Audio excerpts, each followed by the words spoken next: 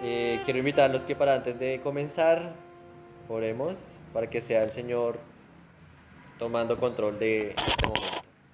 Amado Señor, Padre Santo, estamos delante de tu presencia. Te queremos pedir, oh Señor, unidos a una sola voz por nuestra santificación. Tú nos has enviado a nosotros como iglesia motivos por los cuales orar, te los presentamos delante de ti. Te agradecemos porque nos mantienes unidos, nos da la fortaleza que necesitamos para también fortalecer a los otros. Te pedimos, Santo Señor, que en esta noche seas tú edificándonos con tu palabra, bendiciéndonos. En el nombre de Cristo Jesús. Amén. Voy a leer una historia que la mayoría de ustedes van a reconocer porque todos la conocemos. Y dice así. Para ilustrar mejor esta enseñanza, Jesús les contó la siguiente historia. Un hombre tenía 2 hijos. El hijo menor le dijo al padre, quiero la parte de mi herencia ahora, antes de que mueras. Entonces el padre accedió a dividir sus bienes entre sus 2 hijos. Pocos días después, el hijo menor empacó sus pertenencias y se mudó a una tierra distante, donde derrochó todo su dinero en una vida desenfrenada. Al mismo tiempo, se le acabó el dinero. Hubo una gran hambruna en todo el país y él comenzó a morirse de hambre. Convenció a un agricultor local de que lo contratara y el hombre lo envió al campo para que diera de comer a sus cerdos. El joven llegó a tener tanta hambre que hasta las algarrobas con las que alimentaba a los cerdos le parecían buenas para comer, pero nadie le dio nada. Cuando finalmente entró en razón, se dijo a sí mismo, en casa hasta los jornaleros tienen comida de sobra, y aquí estoy yo muriéndome de hambre. Volveré a la casa de mi padre y le diré, Padre, he pecado contra el cielo y contra ti. Ya no soy digno de que me llamen tu hijo. Te ruego que me contrates como jornalero. Entonces regresó a la casa de su padre y cuando todavía estaba lejos, su padre lo vio llegar. Lleno de amor y de compasión, corrió hacia su hijo, lo abrazó y lo besó. Su hijo le dijo, Padre, he pecado contra el cielo y contra ti. Ya no soy digno de que me llamen tu hijo. Sin embargo, su padre dijo a los sirvientes, rápido, traigan la mejor túnica que haya en la casa y vístanlo. Consigan un anillo para su dedo y sandalias para sus pies. Maten el ternero que hemos engordado. Tenemos que celebrar con un banquete porque este hijo mío estaba muerto y ahora ha vuelto a la vida. Estaba perdido y ahora ha sido encontrado. Entonces comenzó la fiesta. Mientras tanto, el hijo mayor estaba trabajando en el campo. Cuando regresó, oyó el sonido de música y de baile en casa y preguntó a uno de los sirvientes qué pasaba. Tu hermano ha vuelto, le dijo, y tu padre mató el ternero engordado. Celebramos porque llegó a salvo. El hermano mayor se enojó y no quiso entrar. Su padre salió y le suplicó que entrara, pero él respondió, todos estos años he trabajado para ti como un burro y nunca me negué a hacer nada de lo que me pediste. Y en todo este tiempo no me diste ni un cabrito para festejar con mis amigos. Sin embargo, cuando este hijo tuyo regresa después de haber derrochado tu dinero con rameras, ¿matas el ternero engordado para celebrar? Su padre le dijo, mira, querido hijo, tú siempre has estado a mi lado y todo lo que tengo es tuyo. Teníamos que celebrar este día feliz, pues tu hermano estaba muerto y ha vuelto a la vida. Estaba perdido y ahora ha sido encontrado. Esta parábola es muy conocida, ¿no? Esta historia. Sin embargo, no la vamos a estudiar hoy, pero es importante mencionarla porque hace poco fue puesta en paralelo con el varón que vamos a estudiar hoy. ¿Qué pasa con la parábola? Hay 2 hijos, ¿no? En la primera parte del hijo huye del padre, le pide todas su herencia, huye del padre. La segunda parte vemos que este hijo que huye vuelve al padre, pero ¿qué pasa con el hijo mayor? Se enoja, le reclama al padre, le protesta al padre, ¿no? Entonces, esta misma comparación se le hizo al profeta Jonás. Al profeta Jonás. Así que vamos al libro de Jonás. Vamos a estudiar al profeta Jonás. Y la comparación con la que se hizo con esta parábola fue la misma. La primera parte del libro de Jonás nos muestra cómo Jonás huye del Padre. Y la segunda parte del libro de Jonás nos muestra cómo el profeta le reclama al Padre, protesta contra Dios. Yo En mi estudio, en mi idea, les quería presentar a Jonás como el profeta rebelde. Pero cuando descubrí que hicieron esta comparación con Jonás, hasta le dieron su propio nombre. Es el profeta pródigo. Entonces, si hay un título para darle a Jonás, es ese, el profeta pródigo. Y básicamente esa va a ser la estructura del estudio del profeta, del varón de esta noche. La primera parte es el capítulo 1 y 2. Jonás huye del Padre, o Jonás huye de Dios. Y la segunda parte, capítulo 3 y 4, Jonás protesta contra Dios. Esa va a ser la estructura para nuestro estudio de Jonás. La historia es muy conocida, hasta en los colegios se enseñan, ¿no? Entonces comencemos. La primera parte, Jonás huye de Dios, capítulo 1 y 2. En el capítulo 1 y 2 se nos muestra que Dios le da una encomienda a Jonás. Le dice: Jonás, vaya a Nínive y predique. Pero entonces, ¿qué hace Jonás? Él se levanta y va, pero no va hacia Nínive, sino que se va hacia otro lado. Dice el versículo 1 del capítulo 1. Vino palabra de Jehová a Jonás, hijo de Amitai, diciendo: levántate y ve a Nínive, aquella gran ciudad, y pregona contra ella, porque ha subido su maldad delante de mí. Y Jonás se levantó para huir de la presencia de Jehová a Tarsis, y descendió a Jope, y halló allí una nave, halló una nave que partía para Tarsis, y pagando su pasaje entró en ella para irse con ellos a Tarsis, lejos de la presencia de Jehová. Entonces allí está lo que hace Jonás. Durante su viaje en el barco, ¿qué pasa? Le llega una gran tormenta, que hasta todos los marineros pensaban que hasta iban a llegar, y descubren que todo había sido culpa ¿de quién? De Jonás. Y Jonás mismo les dice: es culpa mía, échenme al agua y ya todo se va a calmar. Los marineros, pues, a la final, después de haber botado toda la carga del bote, no les queda más sino echar al agua a Jonás. Cuando echan al agua a Jonás, ¿qué pasa con la tormenta? ¿Qué pasa con el barco? Todo se aplaca. La tormenta se va, las aguas se calman y el viaje sigue como si nada, pero ahora Jonás está en el fondo del mar. El capítulo 1 termina diciendo que Dios le envió o le había preparado a Jonás un pez. Dice el versículo 17: pero Jehová tenía preparado un gran pez que tragase a Jonás, y estuvo Jonás en el vientre del pez 3 días y 3 noches. En el capítulo 2, pues lo que se nos muestra es que Jonás, después de 3 días, ora a Dios. Ora a Dios, y al final del capítulo 2 dice que Dios mandó al pez a vomitar a Jonás a tierra firme. Dice el versículo 10 del capítulo 2: y mandó Jehová al pez y vomitó a Jonás en tierra. Esa es la primera parte donde Jonás huye de Dios. Y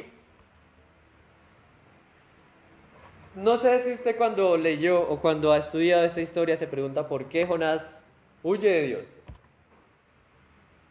¿Por qué Jonás, en lugar de levantarse e ir a Nínive, él decide simplemente ir para otro lado, como llevándole la contraria a Dios?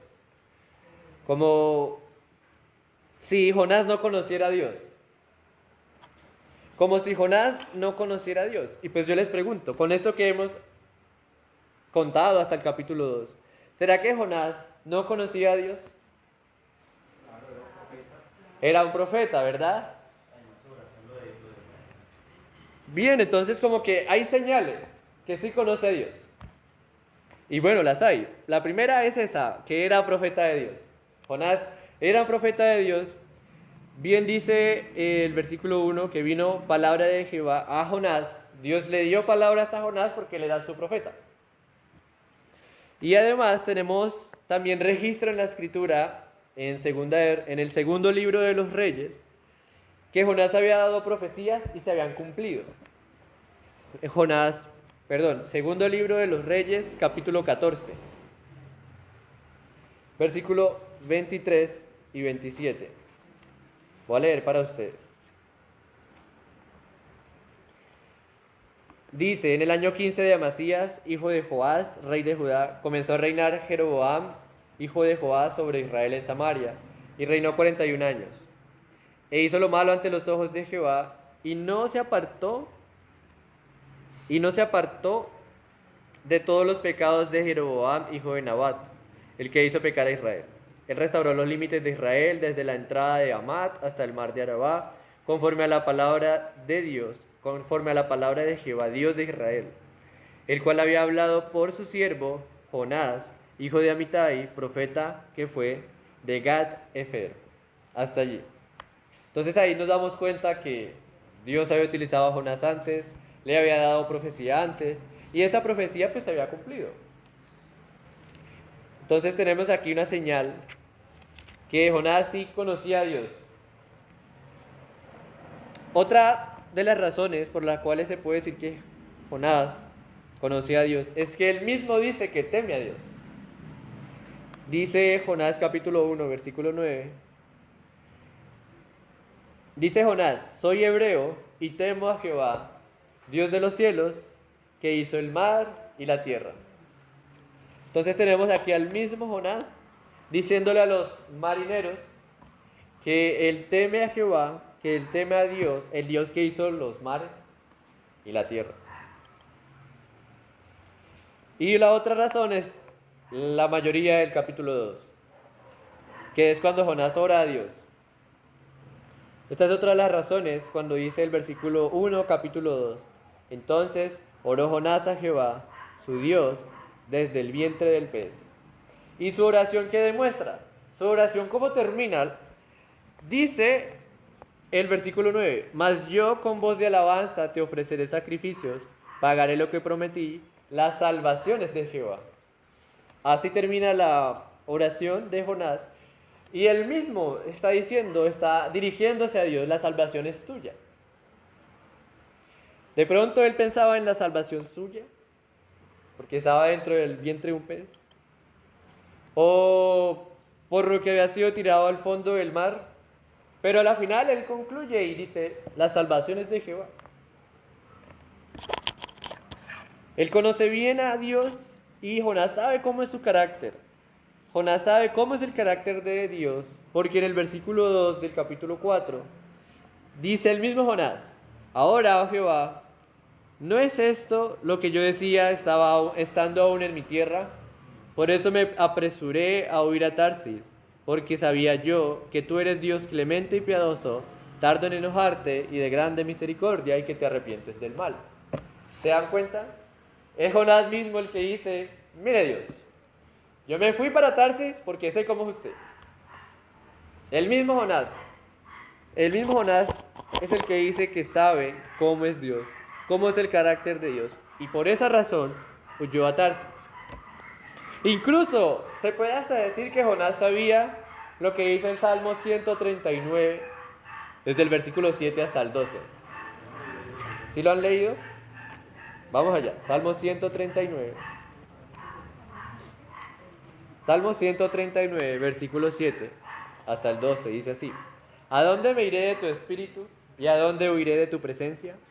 Si subiera a los cielos, allí estás tú. Y si en el Seol hiciere mi estrado, he aquí, allí tú estás. Si tomare las alas del alba y habitar en el extremo del mar, aún allí me guiará tu mano y me asirá tu diestra.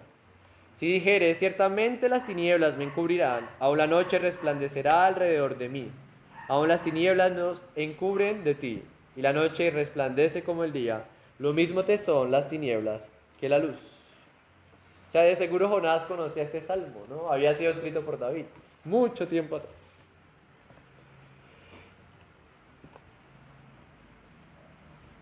Incluso, es tanto así que durante la tormenta que tenían, ¿dónde estaba Jonás? Jonás estaba durmiendo. Jonás estaba durmiendo.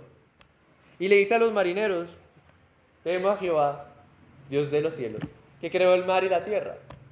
O sea, donde se fuera Jonás, él sabía que era Dios. Jonás no estaba asustado durante esa tormenta y no hizo nada incluso. Estaba seguro que era Dios. Entonces, Jonás huye de la presencia de Dios. No porque no conociera a Dios, sino todo lo contrario, porque conocía cómo era Dios, conocía cómo es Dios. Pero él tenía otra razón. El problema de Jonás es que pensaba que las razones que él tenía eran mayores o eran válidas para no hacer lo que Dios le había mandado hacer. No sé si recuerdan, hace un tiempo con el pastor Felipe estudiamos Jonás, ¿no? Yo no me acuerdo porque yo no estaba.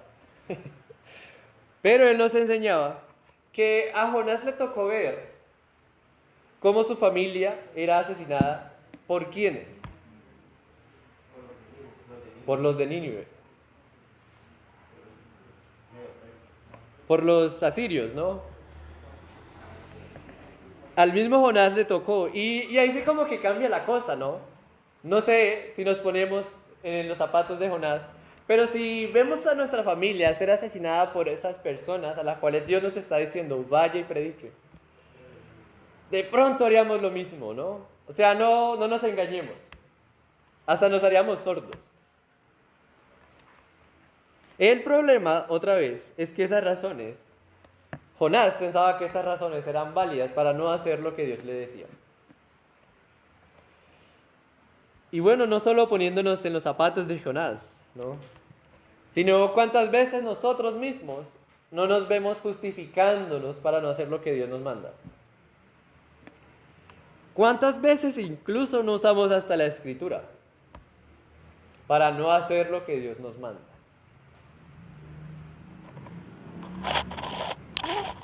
Eso es peligroso. Jonás tenía un gran celo por su nación. Y para él, cuando él dijo las salvaciones de Jehová, él estaba encerrado en que las salvaciones de Jehová para él y su pueblo, no para otra nación, no para otra nación enemiga, menos para esos asesinos.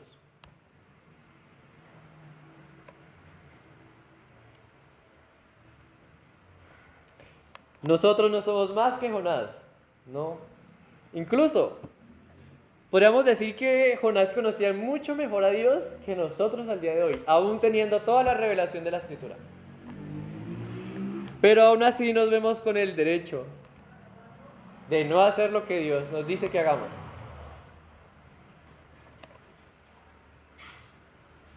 Jonás conocía muy bien a Dios, pero en él había algo mucho más fuerte que no le dejaba hacer la voluntad de Dios. Sin embargo, en la historia y en la escritura encontramos a uno que conocía perfectamente a Dios y no hubo nada, absolutamente nada que le impidiera hacer la voluntad de Dios. No hubo absolutamente nada. Él conocía muy bien los riesgos y el costo que tenía obedecer. El costo que le costaba, el costo que tendría al obedecer y a llevar a cabo la labor que Dios le había encomendado. Jonás solo tenía que ir, predicar y ya. Pero el Señor Jesucristo, ¿qué tenía que hacer? Era entregar su misma vida. Era entregar su misma vida, ser humillado, ser pateado, ser golpeado, ser escupido, ser rechazado. ¿Y su oración cuál era? Que no se haga mi voluntad, sino la tuya. Él no se bajó de la cruz cuando se burlaron de él, ni cuando lo retaban diciéndole que si era el Hijo de Dios que se bajara. A otro salvó porque no se salva a sí mismo. Él no lo hizo y ni siquiera pensó en hacerlo. Porque si él hubiera pensado hacer algo al respecto, él mismo lo dijo, ¿no tengo yo legiones de ángeles que pueden acabar con todos? Él obedeció hasta el último momento el mandato de Dios, dando su vida en la cruz para que nosotros pudiéramos tener vida. Para que Jonás, incluso Jonás, pudiera tener vida. Y si él lo hizo así, pues nos ha dejado ese ejemplo. No puede haber nada que nos impida hacer la voluntad de Dios, a menos que no hayamos entendido la muerte del Señor Jesucristo en la cruz.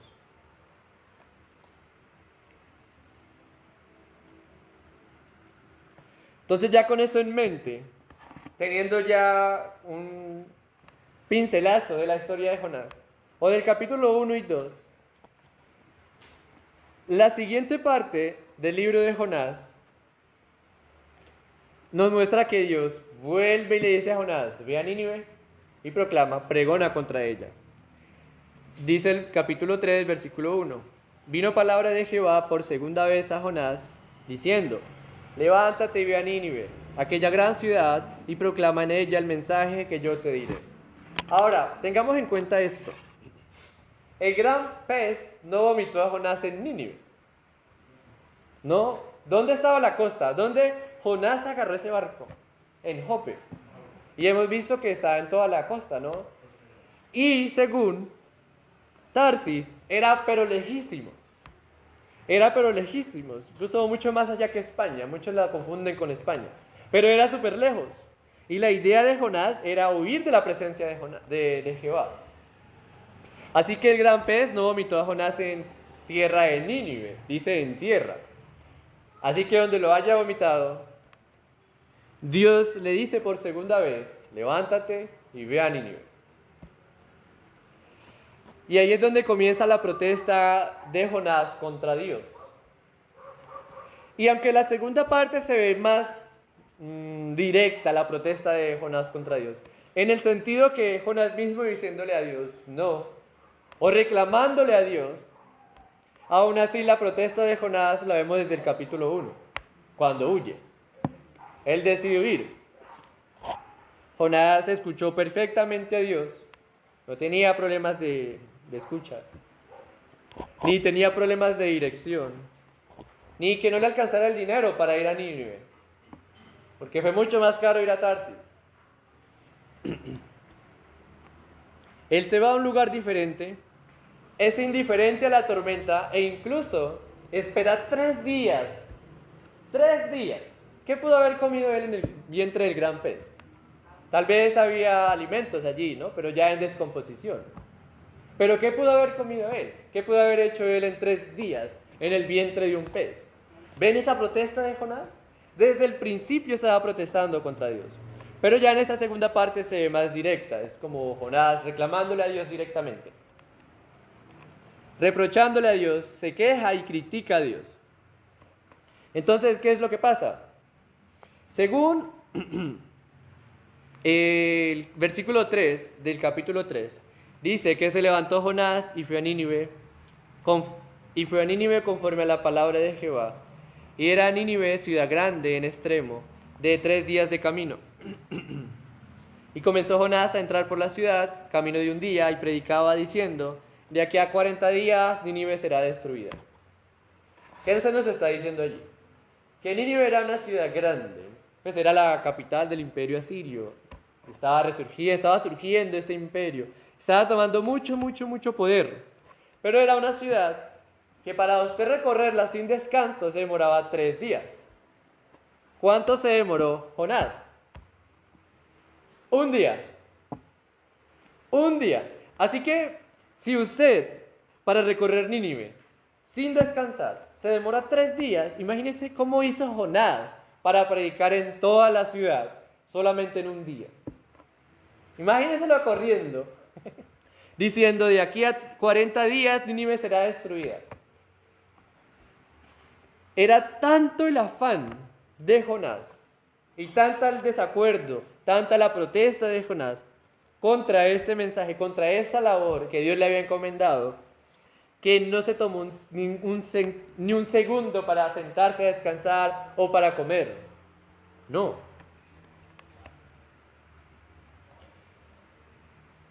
Un día entero sin descansar. Incluso, ¿qué es lo que hace Jonás? Predica solamente juicio. Juicio. No se ve en el mensaje que da Jonás como, no sé, una señal de perdón o de misericordia de parte de Dios. Es solamente juicio. No tiene nada de malo, porque a lo final es lo que Dios le había dicho, ¿no? Ve a Nínive y pregona contra ella. El mensaje, pues solo Jonás lo sabía, pero lo que sí les dice a la ciudad es juicio, de aquí a 40 días Nínive será destruida. ¿Qué pasa con la historia? Pues dice aquí que los hombres de Nínive creyeron a Dios y proclamaron ayuno y se vistieron de cilicio desde el mayor hasta el menor. Aún el rey, aún el rey de Nínive ordenó a que todos los hombres y que todos los animales, los bueyes, las ovejas, no coman nada, no beban nada, sino que se cubran de cilicio y clamen a Dios fuertemente. Y además dice, conviértase cada uno de su mal camino, de la rapiña que hay en sus manos. Está al final del versículo 8 del capítulo 3. Así que en este mensaje de juicio, hasta el rey hace un edicto. ¿Para qué? Para que todos clamen a Dios, se arrepientan de su mal camino. No coman nada, hagan ayuno hasta que Dios los perdone. Vean el versículo 9. ¿Quién sabe si se volverá y se arrepentirá a Dios y se apartará del ardor de su ira y no pereceremos? ¿Cómo termina el capítulo 3? Dice que vio Dios lo que hicieron, que se convirtieron de su mal camino y se arrepintió del mal que había dicho que les haría y no lo hizo.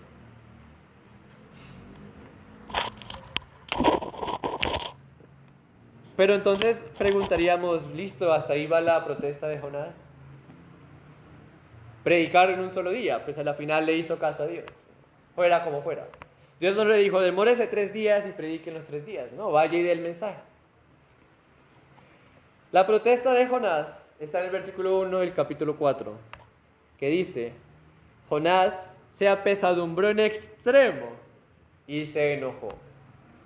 Imagínense un enojo extremadamente, pero enorme, no como una rabia que en realidad era muchísima.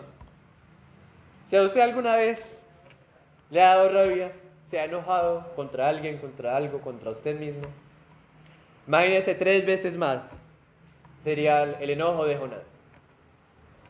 Dice, se apesadumbró en extremo, hasta donde él pudo haber llegado. Llegó hasta sus límites del enojo. ¿Pero qué hizo Jonás? Oró a Jehová. Hizo oración. ¿Qué fue? Su oración fue una protesta. Dice, la habíamos leído antes, ¿no? Ahora, oh Jehová, ¿no es eso lo que yo decía estando aún en mi tierra? Por eso me apresuré a huir a Tarsis, porque yo sabía que tú eres Dios clemente y piadoso, tardo en enojarte y de grande misericordia y que te arrepientes del mal.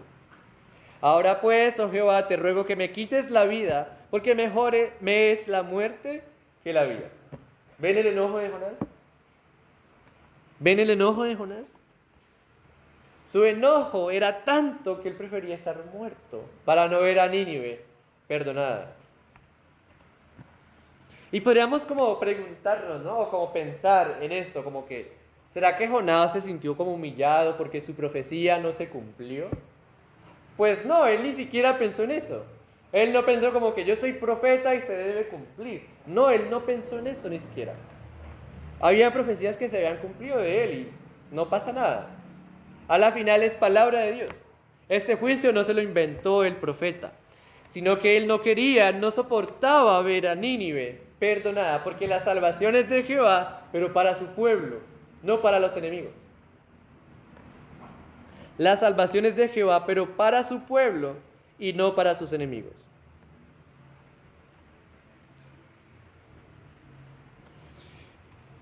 Y fíjense que el enojo de Jonás, fíjense tanto el enojo de Jonás.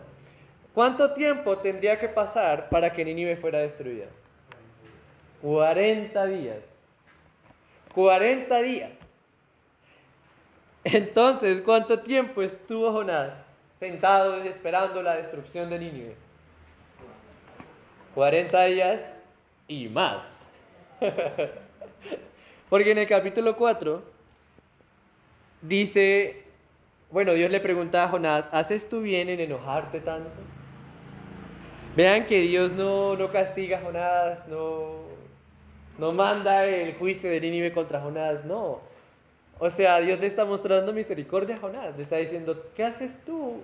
O sea, ¿tú crees que haces bien enojándote tanto? ¿Qué hace Jonás? No le responde, sino que sale de la ciudad, acampa hacia el oriente de la ciudad y se hizo allí una enramada y se sentó debajo de la sombra. ¿Para qué? Hasta ver qué le acontecía a la ciudad, ¿no? Entonces Dios ve que el pueblo se arrepiente, Nínive, listo, los perdono. Pero después de esos 40 días, Jonás seguía esperando que pasara algo en Nínive, contra Nínive, no sé, que le lloviera fuego, que llegara otro ejército y los conquistara, o que hubiera una peste o algo. Simplemente se esperó allí. ¿Y qué había fuera de Nínive? Pues un desierto. Donde Jonás se hizo, había pues nada, ni siquiera monte. Porque dice que Jonás se tuvo que hacer una enramada para poder acampar. No se hizo debajo de un árbol, tuvo que prepararse él mismo una enramada para acampar. Bien, y la historia sigue diciendo que Dios le prepara una calabaza a Jonás, la cual creció y le dio sombra a Jonás, y Jonás pues se sintió bien, ¿no? Le dio alegría. Dice aquí, le hiciera sombra sobre su cabeza y le librare de su malestar. Y Jonás se alegró grandemente por la calabacera. Jonás se sintió muy, pero muy feliz porque ahora tenía sombra y porque había una calabacera allí, esa planta. Pero entonces, ¿qué pasó después? ¿No? Al otro día, Dios prepara un gusano, el cual hiere la calabacera y la seca. ¿Qué hace de nuevo Jonás? Cuando sale el sol, dice que prepara Dios un viento solano, y el sol hirió a Jonás en la cabeza, y se desmayaba, y deseaba la muerte, diciendo, mejor sería para mí la muerte que la vida. O sea, Jonás seguía enojado, y seguía enojado, y seguía enojado contra Dios. Exacto. Ya no, ahora no era solamente por Nínive, sino por la calabacera. Pobrecita la calabacera, mire cómo se secó. Y decía, mejor sería para mí la muerte que la vida. Incluso, ¿no? Jonás sabía que el que la secó fue Dios. No pues se puede secar de un día para otro. O incluso sí se puede secar de un día para otro. Pero él estaba seguro que ahí, justamente, fue Dios el que lo hizo. Fue Dios el que lo hizo. Entonces Jonás estaba pero muy enojado contra Dios porque perdonó a Nínive. Y Jonás era como que, bueno, si Nínive va a ser destruida, pues que sean destruidos. ¿Para qué que se enteren? ¿Qué va a cambiar? Si han sido malos, van a seguir siendo malos. Que sean destruidos siendo malos. Que ni se entere, que sigan en lo suyo.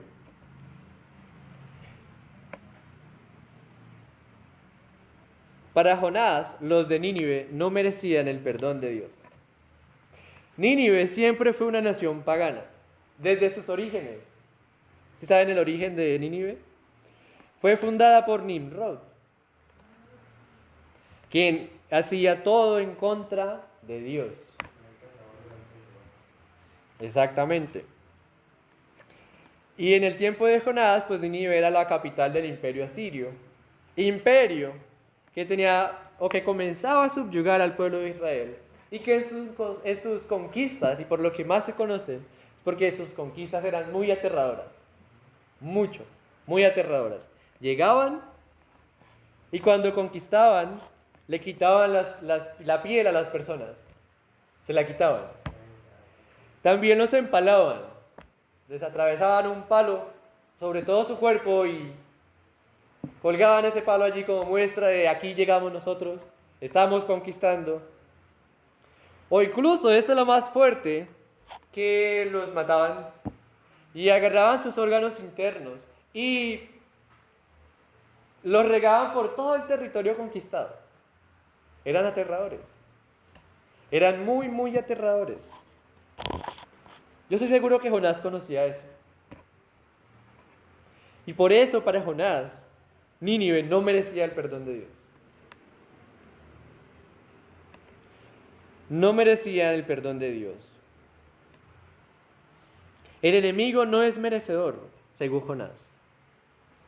Pero con lo que hace Dios, con esa pequeña enseñanza que Dios le da a Jonás, con darle la calabacera, y al otro día pues hacerla marchitar por un gusano. Le da una pequeña enseñanza a Jonás y prácticamente es, tú te compadeces de la planta y yo no puedo compadecerme de Nínive. Dice versículo 10 del capítulo 4. Dijo Jehová, tuviste tu lástima de la calabacera, en la cual no trabajaste ni la hiciste crecer, que en espacio de una noche nació y en espacio de otra noche pereció. Y no tendré yo piedad de Nínive, aquella gran ciudad donde hay más de 120,000 personas que no saben discernir entre su mano derecha y su mano izquierda, y muchos animales. ¿Ven esa pequeña enseñanza? Prácticamente Dios le dice a Jonás, ¿a usted le preocupa más la planta que Nínive? ¿O usted se compadece de su planta y no puedo yo compadecerme de Nínive? Vemos que no hay respuesta de Jonás, ¿no? Como que ahí sí ya no hay nada que responderle a Dios. Incluso se podría pensar que hasta su enojo tuvo que haberse ido. No sabemos, que no hay más. Pero ¿qué pasa con Jonás? Podríamos pensar que sí, que el enojo se fue, que Jonás comprendió a Dios. Porque hay algo muy clave y está en el versículo 2 del capítulo 4, dice: por eso me apresuré a huir a Tarsis, porque sabía yo que tú eres Dios clemente y piadoso, tardo en enojarte, en grande misericordia, y que te arrepientes del mal. ¿Por qué Jonás le dice esas palabras a Dios? ¿O porque Jonás conocía justamente esa parte de Dios? Dios es tardo en enojarse, Dios es clemente y piadoso, Dios es grande en misericordia. Porque Jonás lo que estaba haciendo aquí era citando las mismas palabras que fue el mismo Dios que dijo acerca de él. No fue Moisés, no fue otro profeta, fue Dios mismo el que dice estas palabras de él. Eso está en Éxodo capítulo 34, versículo 6 y versículo 7. Voy a buscarlo para leerles.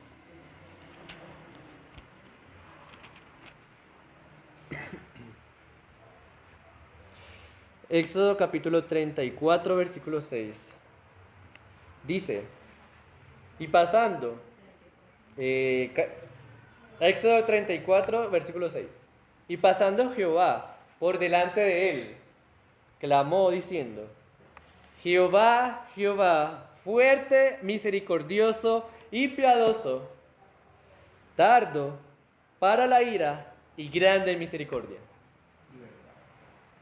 Y grande en misericordia y verdad, que guarda misericordia a millares, que perdona la iniquidad, la rebelión y el pecado, que de ningún modo tendrá por inocente al malvado, que visita la iniquidad de los padres sobre los hijos y sobre los hijos de los hijos hasta la tercera y cuarta generación. Jonás conocía muy bien ese pasaje. ¿Y saben qué es lo que sucede en ese pasaje? Donde Dios habla estas mismas palabras. Pues había sucedido que el pueblo de Israel en el desierto habían hecho un becerro de oro. Y llega el capítulo 33 y Dios les dice desde el 32, ¿no? El becerro de oro, y en el capítulo 33 Dios les dice, vea Moisés, levante al pueblo y vayan, pero yo no voy con ustedes. Porque si voy los puedo matar. Por culpa de ese pecado, si yo voy y ustedes están en mi presencia, ustedes no pueden vivir más. Solamente por eso. ¿Qué hace Moisés? Moisés le ruega a Dios, no, Señor, no me pidas que vaya con este pueblo sin ti. Dice el versículo 13 del capítulo 33 de Éxodo, ahora pues, si he hallado gracia en tus ojos, te ruego que me muestres ahora tu camino para que te conozcan y halle gracia en tus ojos. Y mira que esta gente es pueblo tuyo. Entonces, ¿qué le dice Dios a Moisés? Listo, voy contigo. Vea, mi presencia irá contigo y te daré descanso.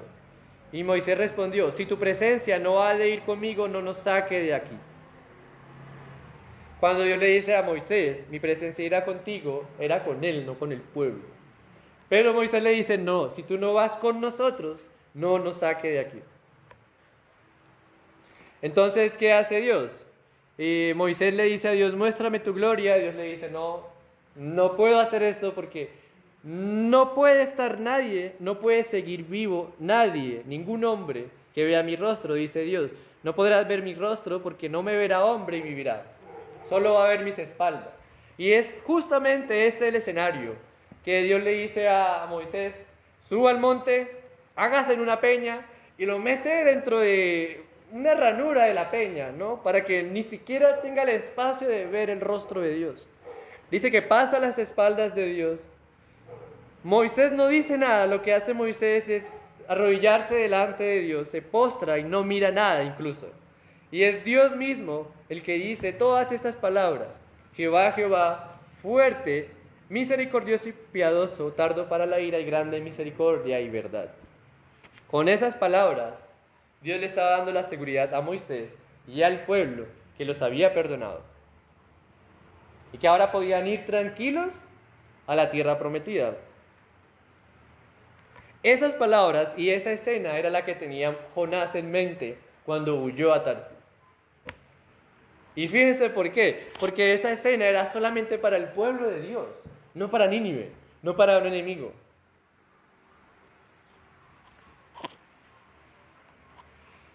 Jonás sospechaba que si se le daba el mensaje a Nínive, Dios los iba a perdonar. No era por Nínive, era por Dios. Era por el mismo Dios. Pero a la final, ¿qué es lo que le dice Dios a Jonás? Jonás, yo soy misericordioso con el que yo soy misericordioso. ¿Y saben qué? Lo mismo le dijo a Moisés. Tendré misericordia del que tendré misericordia. Y me compadeceré del que me compadezca, dice el versículo 19 de Éxodo 33. Y él respondió, yo haré pasar todo mi bien delante de tu rostro y proclamaré el nombre de Jehová delante de ti. Y tendré misericordia del que tendré misericordia y seré clemente para con el que seré clemente. Las mismas palabras que Dios le dijo a Moisés se las dice a Jonás. Sea el pueblo de Israel, sea Nínive, tendré misericordia del que yo tenga misericordia. Y fue lo mismo que dijo el apóstol Pablo en Romanos, que no depende del que quiere ni del que corre, sino de Dios que tiene misericordia. Depende de Dios que es misericordioso. Y si Dios había determinado perdonar a la generación de Nínive en ese momento, pues nada que hacer. Ni nosotros ni Jonás pudo hacer nada. Por mucho que se enoje Jonás, nada que hacer a la final.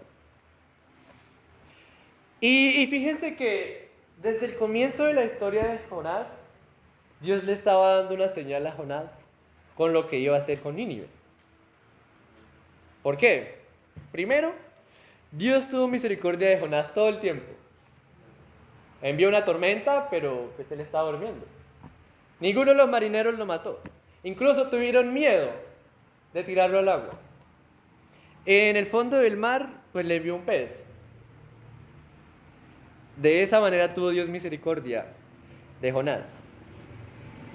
Luego de que Jonás le reclama a Dios por haber perdonado a Nínive, ¿qué hace Dios? Le manda una planta para que le proteja del sol. O sea, Dios fue muy misericordioso con Jonás. Durante el viaje de Jonás, Dios tiene misericordia de los marineros. ¿Qué hacen los marineros? Los marineros tiran al agua a Jonás, pero justamente antes dicen así, versículo 10 del capítulo 1 de Jonás. Aquellos hombres temieron sobremanera, le dijeron, ¿por qué has hecho esto? Porque ellos sabían que huía de la presencia de Jehová, pues él se los había declarado. Y antes de echarlo al agua, los hombres, fíjense, el versículo 13, dice, aquellos hombres trabajaron para hacer volver la nave a tierra, mas no pudieron, porque el mar se iba embraveciendo más y más contra ellos. Jonás les dijo, vean, échenme al agua. Los marineros no lo quisieron hacer. Les dio miedo. Les dio miedo no por Jonás, sino por Jehová. Y luego, el versículo 14 dice, clamaron. ¿Quiénes clamaron? Los marineros. Los marineros clamaron a Jehová y dijeron, te rogamos ahora, Jehová, que no perezcamos nosotros por la vida de este hombre, ni pongas sobre nosotros la sangre inocente, porque tú, Jehová, has hecho como has querido. Tomaron a Jonás y lo echaron al mar, y el mar se aquietó de su furor, y temieron aquellos hombres a Jehová con gran temor, y ofrecieron sacrificio a Jehová, e hicieron votos. Fíjense, por la desobediencia de Jonás, hombres gentiles, desconocidos, que no buscaban a Dios y que tenían otros dioses, creyeron en Dios. Así que Dios tuvo misericordia de estos hombres. Y esto nos conducía más y más a lo que iba a pasar con Nínive.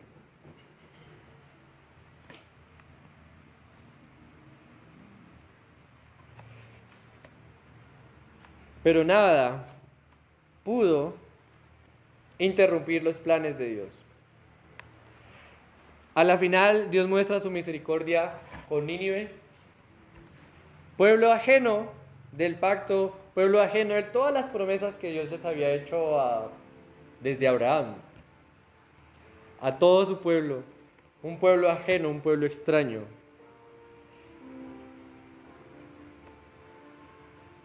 Y al día de hoy, Dios muestra su misericordia con nosotros.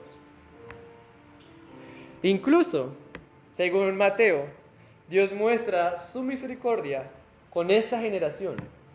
¿No? Mateo capítulo 12, versículo 38 al 41. Dice así: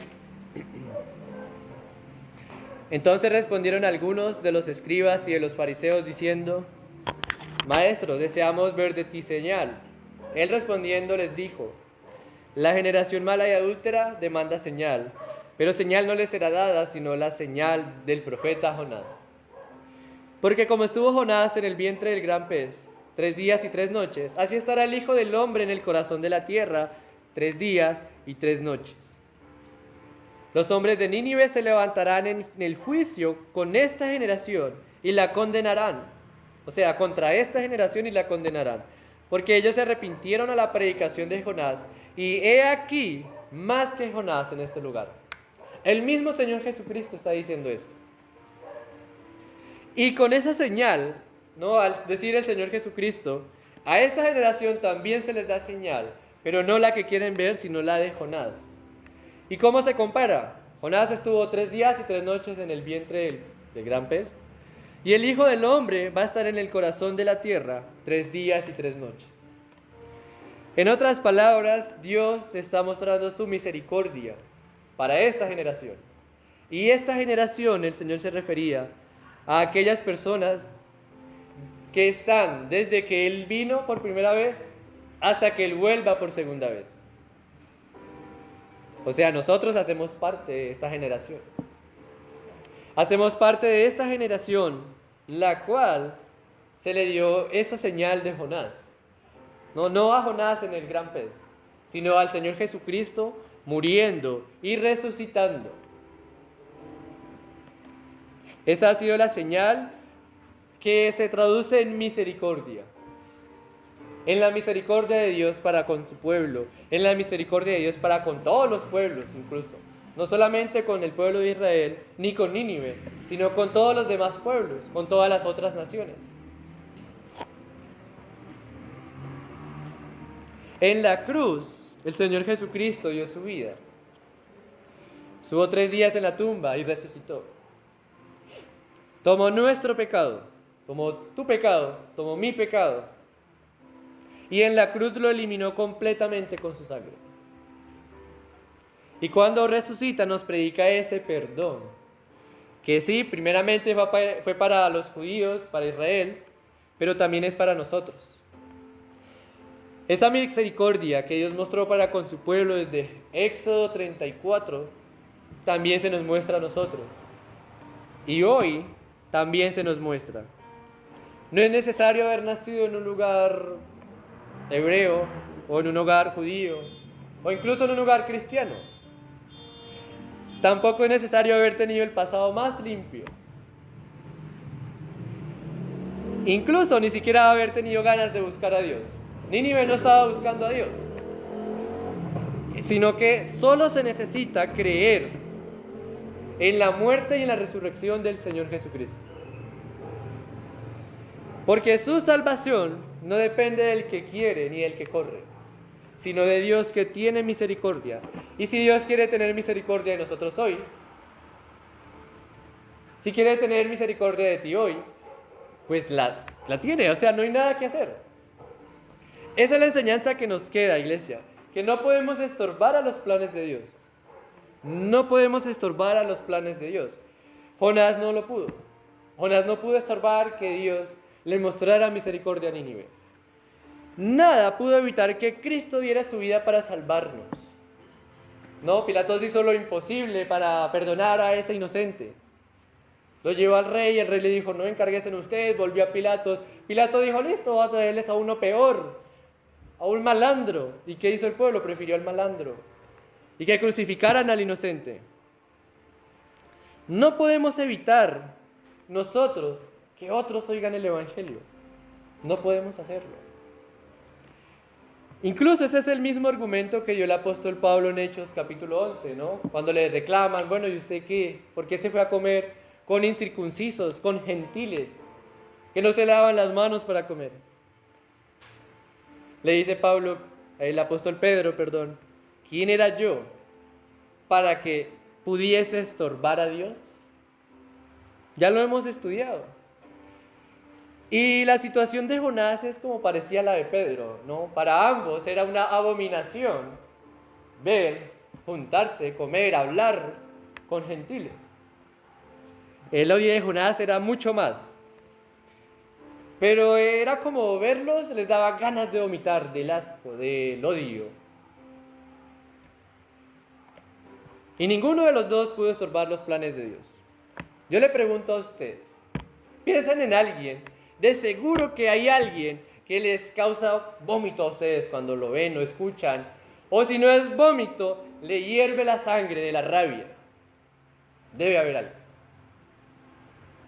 Siempre hay alguien. Les aseguro que sí. Piensen en esa persona. Le digo que haga, ore por esa persona. Ore por esa persona. Porque si en los planes de Dios está que esa persona sea salva, lo más seguro es que lo va a usar a usted. Es lo más seguro, que lo va a usar a usted.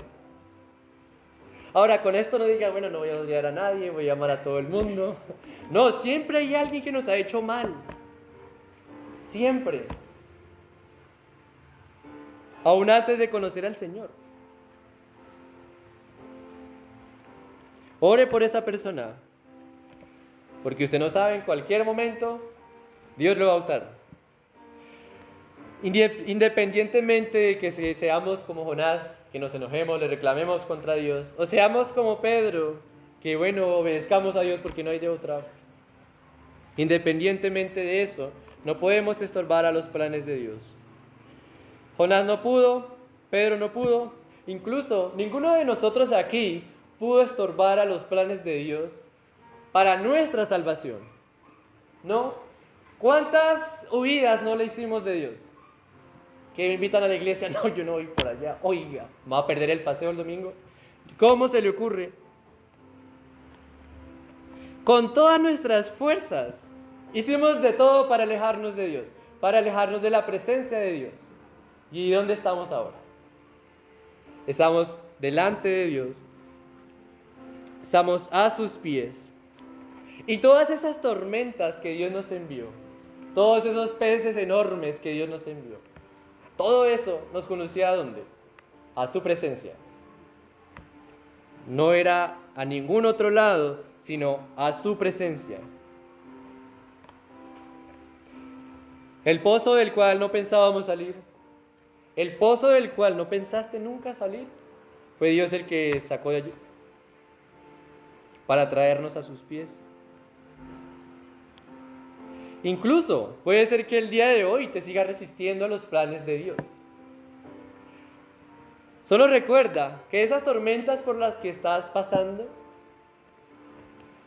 o esos peces enormes que piensan que te están consumiendo, es Dios el que los está enviando. Es Dios el que los está enviando. No porque te odie, sino porque te está mostrando misericordia y quiere que vengas a sus pies. Amada iglesia, no podemos estorbar a los planes de Dios. Y que nos quede esa enseñanza. La misma enseñanza que Dios le dejó a Jonás. ¿Te compadeciste tú de la planta y no puedo compadecerme yo de Nínive? Dios tiene misericordia del que tiene misericordia y se compadece del que Él quiera compadecerse.